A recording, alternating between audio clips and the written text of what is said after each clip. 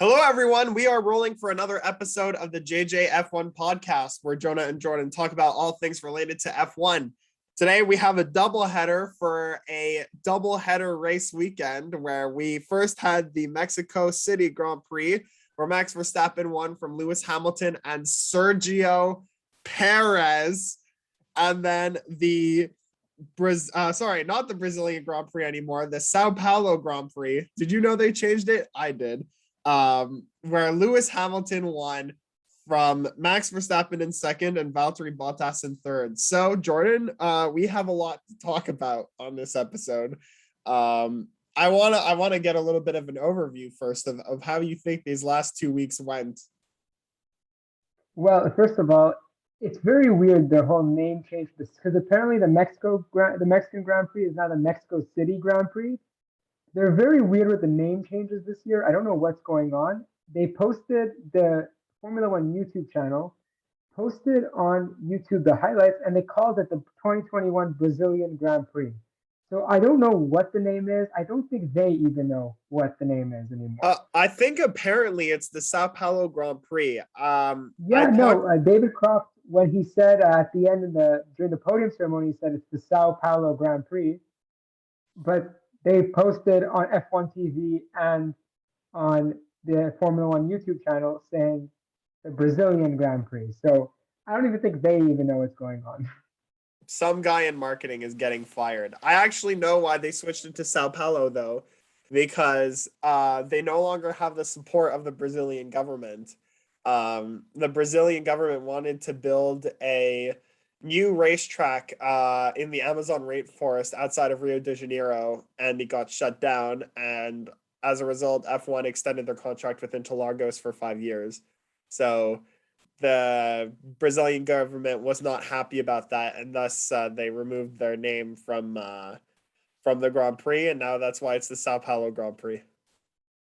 Very interesting. Well, we have a lot to dive into, starting off in Mexico City at the Mexico City Mexican Grand Prix, whatever you name it. But we know that the Mexican won in his home country, didn't win, but was a personal moral victory for him. He was on the podium, and I think it was the first Mexican on the podium in Formula One history, which was amazing to see the podium ceremony in the stadium section. I'm so happy that they made the podium ceremony in the stadium section. It was an amazing sight. Yeah, so I mean, that was the first thing that I wanted to talk about, is just the Mexican fans and Sergio Perez becoming the first Mexican to get on the podium in the Mexican Grand Prix. That's what it was. Yes, lots to cover, getting mixed up. Yeah, so the mix of the end of the race where he was fighting with Hamilton to potentially move up to second place, to getting on the podium, to his dad and his son and his wife. Oh man, just take us through that entire thing, because for me that was a tearjerker moment in Formula One. Up there with his first win in Sakir, where he was actually crying. This has to be on the same level, if not better, for Sergio Perez, who has had an amazing last few races. Yeah, he's been performing really well, especially in the United States and in Mexico. we saw that he had the chance to catch Hamilton in the final laps of the Mexico City Grand Prix, and it was getting really tight. And he even had a chance at the end. He lunged, he couldn't take it, and leading up to that, every single time they would approach the stadium section, and the crowd would see Perez just inch a bit closer every single time, they would go crazy. And I don't think there's a better home support than Sergio Perez in Mexico. It is amazing to watch, and I really was, for those who don't know, when Jordan and I speak, I'm always the type of guy that says I want the underdog to win, because in terms of this championship, I really want it to be a tight race to the finish line sort of championship. For example, today I wanted Lewis Hamilton to win before the race because I wanted the points to get closer so that Hamilton and Max could fight it out at the finish line. So I really wanted Hamilton to get second place, but because it was in Mexico, I was so happy that Sergio Perez was putting on a fight, and deservedly so. He raced really well. They did perform well in qualifying, but you know, performed very well during the race, and it's all thanks to the first turn and that race down to turn one. Yeah, so I mean, I think in home support, the Red Bull drivers probably have the best support of the entire grid, 100%. Absolutely. You have the Dutch fans for Max, and you have the Mexican fans for Checo. Um, I think that I think his podium was really a culmination of how much effort he put in this season. Where, Eve, remember in our driver extensions episode where we said, does Sergio Perez really deserve another year at Red Bull? I think the last few races, including the one that happened today, the Sao Paulo Grand Prix, prove that he is very much deserving of that contract, and that it took him, how many races have we been? This is 18 races now to get used to what is basically Max Verstappen's car. So, on top of that, I think Sergio Perez at any other circuit would have probably been able to pass Lewis Hamilton in the last section. But the thing is that 2 DRS straights back to back is a really stupid idea. So that's the way that I see it. It's the same thing in Abu Dhabi, where you have the hairpin, which is now being fixed, and then a long straight, and then a small chicane, and then another long DRS straight. Like, Yeah. what's the point? You can't even follow the car.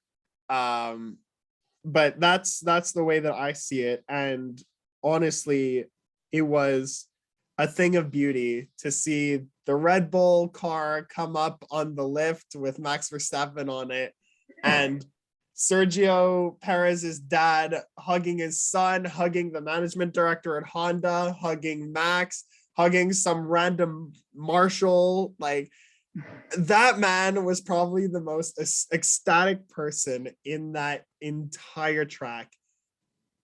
And it was so well deserved.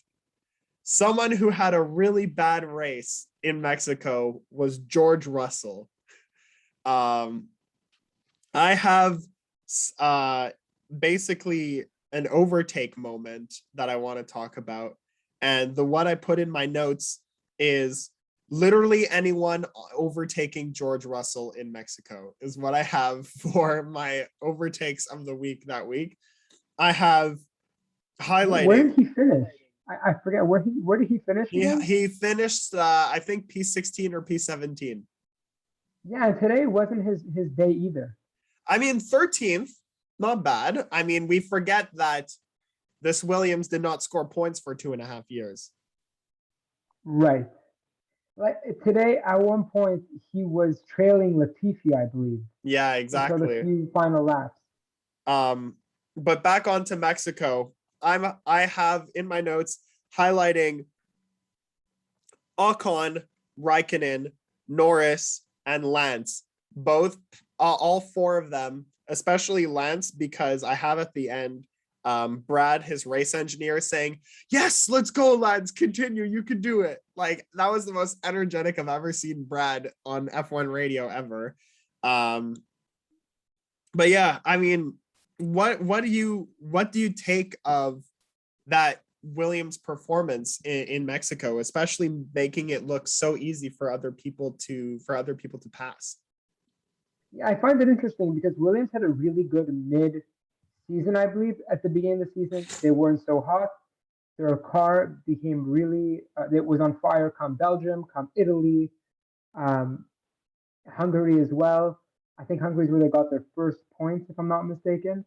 And it was performing really well until we got to North America. And for some reason, North America, they have not been doing so. North America, the Americas, they haven't been doing so well. And I just find it very interesting. And it's funny because, we could say in the reverse that Valtteri has kind of found his stride since they left Belgium. Since the whole driver shakeup was announced, Valtteri sort of found his mojo. He came first in Turkey, came third again today.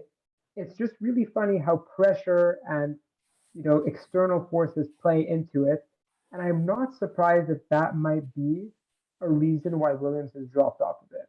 Mm-hmm. You That's think my take that it on it. has to do with the Russell contract?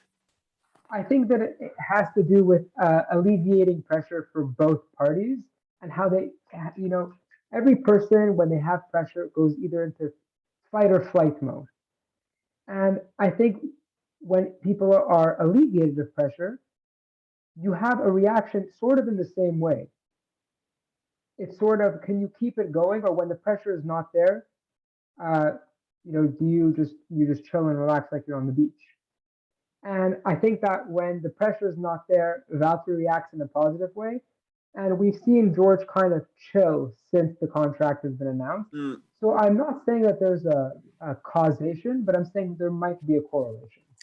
So here's the way that I see Williams' recent struggles. I mean, I don't understand why we're even calling this struggles, because this is just par for the course. With And Williams, maybe the weekends in Europe were just overperforming, and this is the par for the course that we've expected from Williams. which I think it was. I think it was just overperforming. I think it was overperforming because of the drivers. It wasn't. I don't think it was a car thing either. I think it was a very driver focused sort of performance, because we saw, George make it to Q1 when Latifi couldn't get out of Q3 Yeah. in some races. So I really do think that it was a driver specific boost that we were able to see, and that we were very happy to see as well. So I don't think that this is a driver thing. Hear me out. I think this is a Yes, car I am issue. here. I think that this is a car issue, because I'm going to go back to the beginning of the season where it was George Russell, it was Jos Capito, it was everyone at Williams that said, listen, this car is going to be competitive at some circuits when the weather is perfect, or when the weather is on our side, and when the track is to our liking, we're going to put in a decent effort, and we're aiming on those circuits to put in good results. I think that, sticking to that quote, the car was just not in tune to the circuits that we've been to since we left Belgium, since we came to North America. I mean, Coda is not necessarily the you have your own opinions on Coda. I think you're about 50-50 on Coda. But I think the major elevation changes with the twisty turns and the extremely hot weather in Texas definitely contributed. I mean, it's the same thing in Mexico. It's a little bit of the car dynamic where I think that track for track basis, we knew that the Williams coming into this wasn't going to be super competitive, let alone competitive at all, having 16 points to their name. So I think that this is coming back to the car not being in tune to the conditions, because we knew from the get-go that in optimal circumstances, this car was going to do well. In suboptimal circumstances, this car is going to do badly. That's the way that I see the Williams thing going on. Yeah, a very interesting take on it. I think that the car itself is just not a good car all around. I mean, we don't see it really having such consistent results, and I think the inconsistency of the results were coincidentally at a time when silly season was starting. Mm-hmm. So I personally, like I said, I don't think there's maybe there might not be a causation, but there's definitely a correlation. Okay, well, but we should talk about a certain team that in the Americas has not performed really well. Actually had, I believe for this specific driver, for Daniel Ricciardo, it was he had 34 races where he completed all those races, and the streak ended today. McLaren has really not had the best luck in the world over the past couple of races. I don't So know what that's something I happened. really want to speak about also. What do you think about that, Jonah? I don't know what happened, Jordan. I really don't know. But it was weird today because today the production was really focused on the Max versus Lewis debacle, and Lance retired at one point, and they just didn't speak about it at all. They just They him in just the showed a garage. camera of Lance losing his mind because he got a little bit of a kiss from the front right tire of Yuki Tsunoda. Yeah. So, but back to the original topic. What's been going on with McLaren when we hit Austin? They really tapered off. What do you make of their performance? I don't know. I mean, I think if we compare the battle for third in the constructors, I don't think this is more McLaren underperforming than Ferrari doing exceptionally well. I think that it's just bad timing on my end. I mean, we see that both drivers have talent. One of them won a race this year, and the other one came on the podium how many times? Fifth? Five times? 4 or 5 times. 4 or 5 times already this season. I mean, look, there's something going on with that car that come these circuits, something's not working, because we've seen that in optimal circumstances, this is a podium contending, even race contending car. I really don't know what happened. What do you think, Jordan? Delve into the theories. So my take is that we both witnessed the podium finish from Lando Norris in Monaco, right? And I understand that Monaco is a track where overtaking is not really a thing, but the car did perform well in with elevation changes, which is very much the tracks that we just went on in Brazil, in Austin, a lot of elevation changes in the track. So I don't think that it's fair to give them the excuse that their car does not perform well in elevation changes. And therefore, like you said, I am very uncertain as to what is happening at McLaren right now. Because we know that there are two very talented drivers. There is a multiple race winner. There is a young talent that is destined to win many races and maybe be a world champion one day if he does have the car under him. They're very talented drivers. We know that. So this is why it's all very confusing to me. Yeah, I mean, I'm going to give credit where credit is due, though. Carlos Sainz and Charles Leclerc have pushed the limits of that Ferrari, especially with Sainz finishing third in the sprint race. Sure, the race itself didn't go so well for him, but still, fending off Sergio Perez is really something. And Charles Leclerc has been extremely consistent the entire season. And I do want to say there's a very good team dynamic at Ferrari. You could tell that the environment at Ferrari right now is really not toxic, especially between the two drivers. Last week in Mexico City, there was a point where I believe it was Carlos Sainz at a faster pace and was more likely to catch up to Sergio Perez. And Charles Leclerc let him by. No problem, no questions asked. He trusted his team. He trusted his teammates. He knew that was the right call and did not ask any questions. And you could tell that they get along very well. You could tell that the team right now is in a very good place and has really good harmony. And I applaud them for the big turnaround. Yeah. In a year's time, because if you look at where they were last year, it was a tractor. They were trailing along a tractor. It was crazy to see. We were all so confused and we were so surprised what was going on. And I really do think that speaks a lot to Carlos Sainz and what he brings to the team, not only on the racetrack, but I think it speaks more to what he brings off the racetrack. We saw his amazing relationship with Lando Norris. We saw him bring back McLaren to the top of the grid. He brought McLaren back from being a terrible team with Alonso and their black and red livery. Stoffel Van Dorn. He brought that team from the bottomless pit that it was in to third in the Constructors' Championship last year. And now we're seeing him take Ferrari from their tractor days to their glory days. And I think that speaks to what Carlos Sainz brings off the track more because off the track, is where they do a lot of the work and where you have to have the best attitude and the best focus, the most amount of focus. And I think that speaks a lot to him. And I think that in this case, the correlation of bringing up a team also means a causation The with him and his teams. honestly, tractor days to glory days is definitely the line of the episode. Yes, tracker days to glory days for Ferrari. That was very, very well done. You hit it on the nail. That was extremely well described. However, I'm gonna find a way to make a tie-in here, okay? So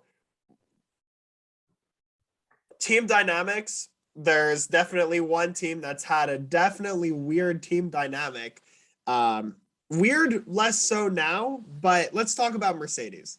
So not only Mercedes, let's talk about Valtteri Bottas, like we always do almost every single episode. Here's how I'm going to tie it in and how we're going to move on to talking about Brazil.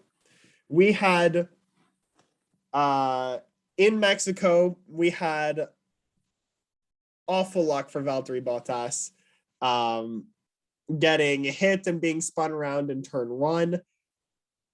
And then we have him go from winning the sprint race to then finishing 3rd and being able to fend off Sergio Perez and almost being able to catch Max up on the last few laps of the race.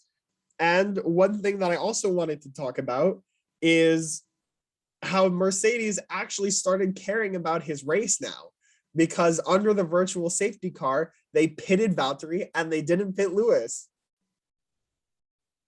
And that is how he managed to scoop up 3rd place. So talk about you are the Valtteri fan of the two of us. Talk me through the transition from Mexico to Brazil for Valtteri. Look, I do think that it was very unlucky what happened in Mexico, but in the grand scheme of things, he didn't. I don't want to say he could have defended better for Max leading into turn 1, but Lewis did. Speaking of the dynamic, Lewis did kind of have. He was kind of upset at how Valtteri defended. He said in the post-race interview that Valtteri was supposed to defend his side. He was supposed to come up to the other side. That did not end up happening, and he gave up too easy. And Lewis fully said that in the post-race interview. So the interesting is the team dynamic could be very interesting, and I'm wondering what is going on in the Mercedes garage, especially because the same thing happened this weekend, specifically today, when Valtteri started in pole position, and after turn 1, who was in the lead? Max. Mr. Verstappen. It was a beautiful overtake, though. That was really well done. And to your point about Mercedes caring about his race, Mercedes caring about his race is actually crucial for the championship, not for the constructors, but for Lewis's championship. Because if Valtteri performs well and they aid in doing so, that just diminishes the amount of points that's allocated to Max by the end of the race. And the less points for Max, the more points for Lewis equals Lewis winning the championship, in 4 races or in 3 races from now. So I think that they should actually be caring more about Valtteri's race, because right now he might be the reason or might be the element that keeps Lewis from the championship and not Max. I think you're right. I think it's those crucial decisions. You know what? I think that this is going to seem like really, really intricate, but I think that Valtteri Bottas pitting under the virtual safety car and that call by Mercedes could definitely keep the championship a lot closer than it actually could be. Whether it be constructors, whether it be drivers, in both. I will say Valtteri had awful luck in Mexico, man. I felt bad for him because he was on pole, right? He was on pole. And then turn 1 came around and it was like, nope, I'm gonna do my best ballerina impression and I'm gonna spin and hit the wheel of I forget who it was. I think it was Daniel Ricciardo or something like that. But it was just awful luck. But he managed to turn it around. And I didn't expect Valtteri to win today. I think that he put on an amazing drive during the sprint race. We're going to talk about the sprint race in general later. But I think that he put on a great effort during the sprint race. And I think that he did the most that he could to keep Checo at bay and to fight Max from third and to be able to, keep him on the edge. So I think overall, this has been a team move from Valtteri Bottas that we really haven't seen a lot. Well, up until they announced that he was moving to Alfa Romeo and everything, I feel like he just gave up on his own championship hopes and he was like, okay, I'm going to help the team win the championship, which was, if this is Valtteri 4.0, this is not the Valtteri 4.0 we expected. So, and it's a very different Valtteri than from the Spanish Grand Prix. Yeah, exactly. So that is what I have to say about Valtteri's last few weekends. If there's anything that you want to add on that before we move to another very interesting subject, let me know. Shoot it. We're here. No, I think we can move on. I wholeheartedly agree with what you're saying. Okay, well, in that case, let's move on to the other driver in the Mercedes paddock, Lewis Hamilton. Oh my God. What an amazing weekend we just saw from Lewis Hamilton. Can we call Lewis Hamilton the GOAT yet? Or what's the deal? You know what? I think I've gone on record on this podcast saying that Lewis Hamilton is the GOAT. I think I have too. I think I don't remember, but if I haven't, then I'm saying it now. Also, I want to throw this back to another episode from our Build an F1 team episode. You said that in your F1 team, you wanted it to be sponsored by Copacabana. We were just in Brazil. You should have definitely hammered that. You should have convinced the government of Brazil to put a Copacabana ad somewhere on the racetrack. The Qatar ads. Yeah, the Qatar ads. Who's psyched for Qatar? I have no idea what to expect. We'll talk about that later too. But yeah, do you want to just talk about Lewis? Because the first thing that I want to talk about is, you know what? Let's go through his timeline. Let's start from the DRS disqualification. What do you have to say about the DRS disqualification? Well, I have to say that I'm very happy that Max got a 50,000 euro fine, because did you get AirPods out? I'm recording a.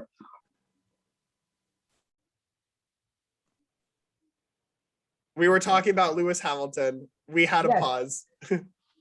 Yes, and the DRS elimination and the $50,000 fine for Max. Yeah, I'm very happy he got the 50,000 euro fine. I think they should have a lot more crackdown as to what happens in Parc Ferme. They should not be allowed to check other people's car, because I'm not in Max Verstappen's head, and I could be checking his car not for things that Lewis did wrong, but for something that I am looking for, because we know that Mercedes is better on the straights. It's very, very public. They say it publicly. Everyone knows it. So who knows if Max Verstappen was looking at DRS things that could have helped his car. He could have reported back to his technical team, his engineering team, that could have ended up helping his car. I think that's really unfair that he went to go do that. And I think that Formula One and the FIA did a fantastic job in finding him. Do I think that disqualification was merited? I cannot say that it wasn't. We're not technical experts. We don't know anything. We're not technical experts. I cannot say that it wasn't. I cannot say that it was. But what I will say is that I do think that Max deserved that fine. Okay. Here's the way that I see it. You see it from one angle of you're happy that Max got fined. I I love the spiciness of Lewis Hamilton being disqualified from qualifying. However, one thing that I really enjoyed from Mercedes is that they said, listen, we're not going to appeal this decision. We're going to win our championships on the track. And I think that is a real testament to how serious they take this championship, and they're getting themselves back into gear, because the last few weekends we've seen strategy mess ups. We've seen just Toto, Lewis, and Valtteri in saying things that I never thought they would say before. I mean, there are things that we've heard this season that there's no way we would have heard in 2018 or 2019 when they were just dominating the championship. And I think that it's taken a toll on them. And I think that decision in of itself really put Mercedes back into perspective and said, listen, everyone, calm down. We have 3 races left. We're either going to win this championship together or we're going to lose this championship together. Let's make sure that it gets fought out on track. No comment. No, I think it was just proven this weekend. Like we saw in the sprint race. Let's talk about the sprint race, because we saw in the sprint race the first example of that. We saw Valtteri win the sprint race. Yeah. On the track, and we saw Lewis go from P20th to 5th to P5. And it's not like Sergio Perez's case last year where he went from P20 to 1st. He had a full-blown race to do that. Lewis Hamilton had 20 laps. 20 laps. I forget how much it was, but regardless, he had a third of a race to do that. And he did it. And who knows how far he could have gone with the pace that he had that during the sprint race. And I think that at the beginning, when the sprint race was announced, Jonah, we had a whole debate about it. It was our first episode of the JJF1 podcast, and I was very against the sprint race. My whole philosophy was don't fix what ain't broke. I do have to say it might be not broke, but it is certainly an upgrade. So actually, I had it in my notes at the end when we finished talking about the race itself to say, in general, what do we think about the 3 sprint races this season? Has it contributed? Has it not? I think that would I appreciate a sprint race every week? Probably not. Would I appreciate it more than 3 times? Yes. I would say 1 in every 2 races is probably fine, but I don't think that I would be okay with the sprint race every single week, except sprint races are the only way that Aston Martin could score genuine points, it looks like, because they could just overtake all of the slow cars that they can't do in qualifying. And then when they start on the grid, oh yeah, they're starting like 11th and 10th, no biggie. Yeah, and Vettel had also, like, really not spoken about, but Vettel had a pretty good weekend as well. Yeah, I mean, Vettel finished, I think Vettel finished 11th, which is strange. But he was running in 7th at one point. Yeah, not anymore. So that's just sorry, typical Aston Martin luck. But yes, back to Lewis Hamilton and his overall performance. He went from P20 to P5, and I think that it was just symbolic of how badly he wants to surpass Michael Schumacher for his 8th championship. And yeah, then it all went down in the race. What do you make of Lewis Hamilton's sprint race performance? I don't know how many times I've gone on record and said this about Max or Lewis during the I think this is month number 8 or something like that, month number 7 or 8 of this podcast, Jordan. And yeah, we started in April, so it has been a while, eh? Yeah, I see your reaction. For those who see, he's like face palming, and anyways, yeah, it's been a great ride, and I've definitely said multiple times that this is the drive of a champion. And Lewis Hamilton showed that he could take advantage of the situation that's given to him, no matter the circumstance. Gets a new engine, 5-place grid penalty on Sunday. All right. Qualifies first, gets pole, right? He got pole officially in qualifying and then got disqualified. Mhm. Yeah. Yep. Okay. Gets on pole, gets disqualified, starts from the back of the field. Okay. Sprint race. You have 20 laps to make it up. Let's see what you could do. Either way, you're starting 5 places back from where you start. All right. Ends up P5. Starts P10. Makes up like 3 people at the start.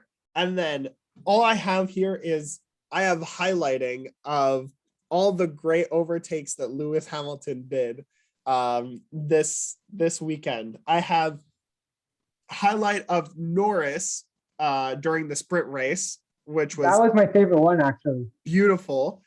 I have Checo during the actual race, where that fight between Lewis and Checo was beautiful. And then come on, the fight between Lewis and Max, where both of them got shoved off, and then eventually Lewis ended up making the pass.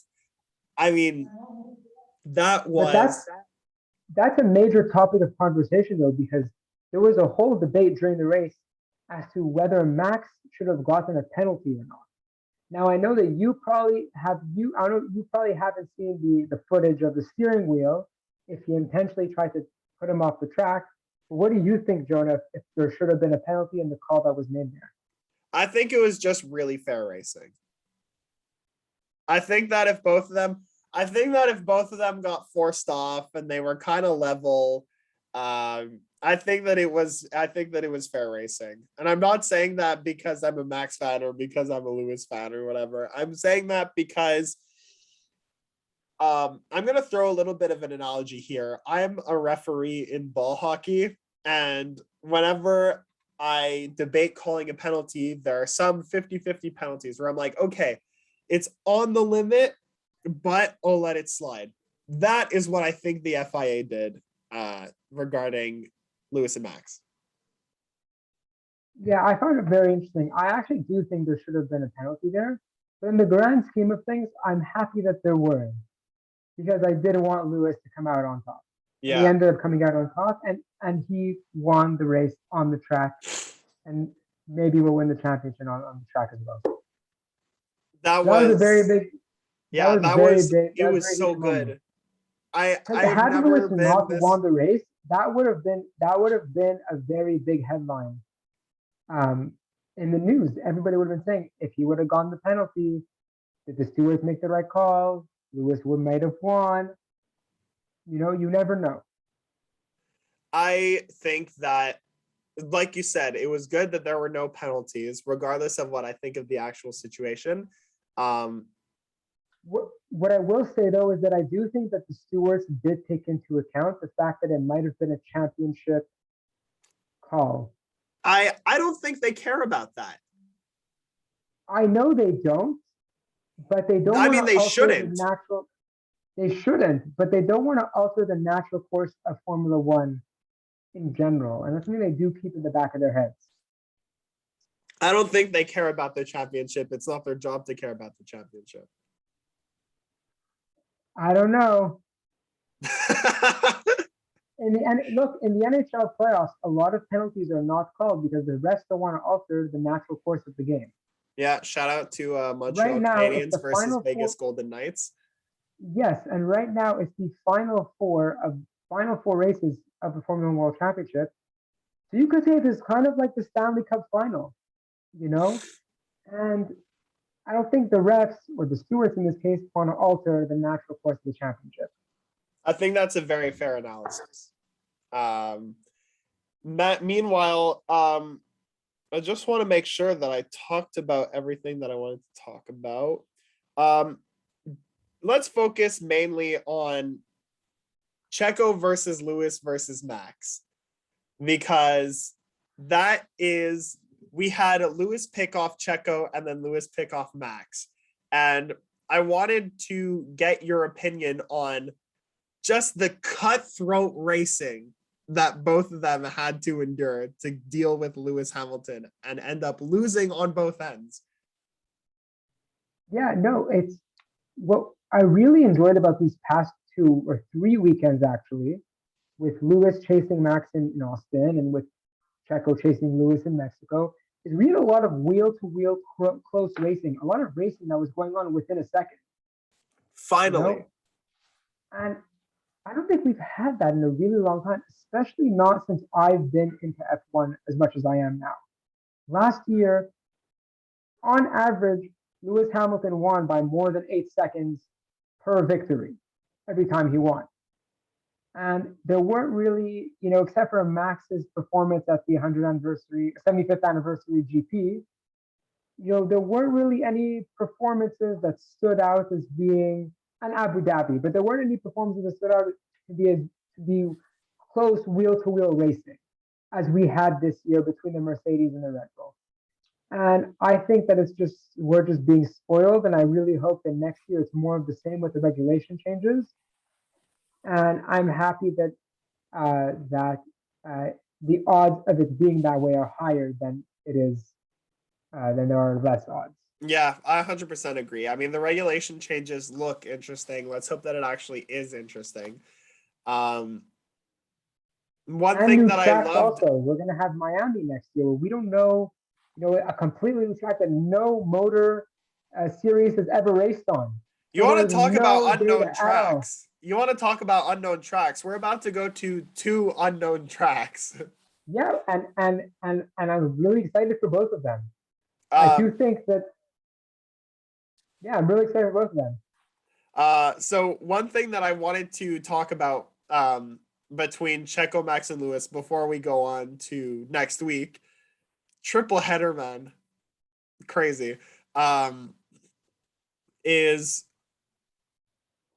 that what I loved is the passing that that all 3 of them did, because it wasn't like it was one pass and then Lewis went off into the distance, or one pass and then Checo went off into the distance. No. Each of those battles were for at least 5 laps. Checo and Lewis was for at least 5 laps, with the back and forth, with Lewis making it up, and then Sergio Perez passing him on the next DRS straight, and then Sergio asking Max to give him DRS so that he could survive Hamilton. I think that the battles being long-lasting was what I enjoyed the most about it. Yeah, it's very long-lasting, and it was, I would say, a third of what the production team focused on. A third of what they were showing on screen was Max versus Lewis today. Yeah. Which is crazy to think about. And it just shows how tight the championship battle is. And I'm so happy that we're having a tight championship battle, because at this time last year, we had already crowned the world champion. At this time last year, we had crowned, I think, the Constructors' Championship and the World Championship. And yeah. So I actually wanted to talk about this too. 1 year ago today was Stroll on pole. 1 year ago today? Yeah, 1 year ago today, November 14th, 2020, was Stroll on pole. So in Turkey, Lewis Hamilton won the championship. Yeah. So exactly. A year ago today, Lewis Hamilton. 1 year ago, well, a year ago technically tomorrow, but a year ago this weekend, yes. So it just speaks to how tight the race is and how much Red Bull improved in this winter. Yeah, I think that this is going to be crazy. And speaking of craziness, especially because we're going to 2 unknown tracks. Exactly. We're going to Qatar next week. Do we know anything about the Losail International Circuit? I know nothing. You know nothing, but we're here to make predictions, so hit it up. Look, I'm not making a prediction based on the track, because I actually know zero about it. I know nothing about elevation. I actually haven't even seen, I think I've seen it once, the layout of the track. But I'll go ahead and say, based on pace in the previous races, I think that it's Ferrari's time to get on the podium. Okay. That's a very solid What prediction. what are you saying? What are you saying? My prediction is someone who has not been on the podium this season is going to be on the podium. That's a good prediction. So let's look at actual realistic options of that happening. Okay. Alonso. We have Alonso, Stroll, Tsunoda, and both Ferraris gone on the podium, both Mercedes, both Red Bull. George Russell has a podium. We have, so one of those three. Whoever has not been on the podium this year is going to be on the podium. I think the most realistic one is Alonso, and I could see that happening, especially because the track that we have no data on. And tracks that we have no data on, likely a safety car will come out, likely a crash will happen. Or Raikkonen. Raikkonen could also be on the podium, or Giovinazzi. I don't think that's happening. I will say this. My bold prediction for the rest of the season, for the next 3 races, is I do think that in one of the next 3 races, I do think it's most likely going to be in Abu Dhabi. I do think that Valtteri will win one final race before he heads off to the lower tier teams. I would very much like to see that. And if you want to listen and follow with us through the rest of the 3 races left in the F1 season, feel free to like our Facebook page and follow us on Instagram at the JJF1 podcast. And we will see you for the next episode. See ya.